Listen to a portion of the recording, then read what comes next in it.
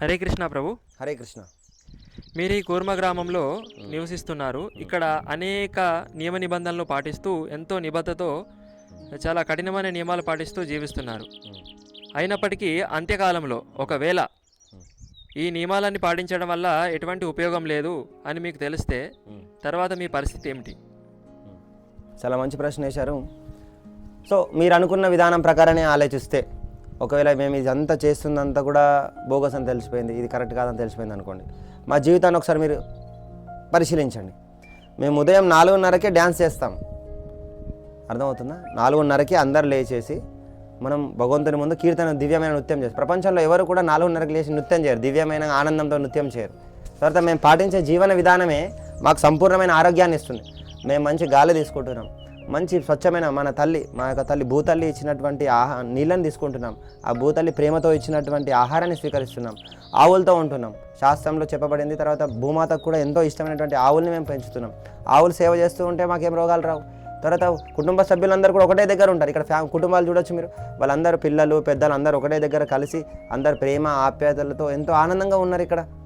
దీంట్లో వాళ్ళకి ఏం నష్టం లేదు. మంచి ఎటువంటి రోగాలు కూడా ఇక్కడ చాలా తక్కువ వచ్చినా కూడా మేము ఆయుర్వేదం ప్రకారం తగ్గించుకుంటున్నాం.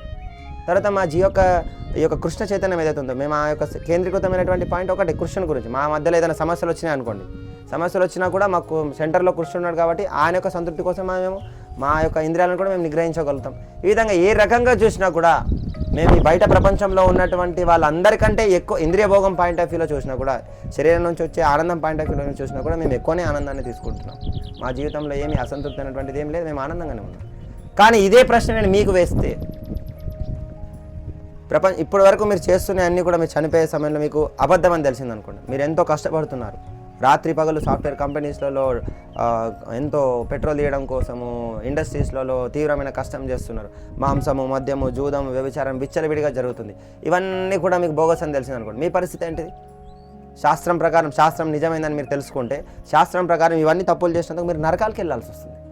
మీ పరిస్థితి ఏంటిది అని ఆలోచించుకోండి ఒకసారి. అందుకోసమనే ఇది మీరు ఒక ప్రామాణికమైనటువంటి వ్యక్తి ద్వారా భగవంతుడు ఇచ్చినటువంటి విధానాలను అర్థం చేసుకొని, గురువు ద్వారా అర్థం చేసుకొని, ఏది నిజము ఏది కరెక్ట్ ఏది రాంగ్, విచక్షణ శక్తి అనేటువంటి జీవునికి అవసరం. ఆ విచక్షణ దేని ఆధారంగా జరగాల? భగవంతుడే స్వయంగా ఇచ్చినటువంటి శాస్త్రం ఆధారంగా విచక్షణ చేసినట్టయితే అప్పుడు మన జీవితం సరి అయినటువంటి మార్గంలో వెళ్తుంది. లేకపోతే మనకి ఇటువంటి డౌట్సే వస్తూ ఉంటాయి.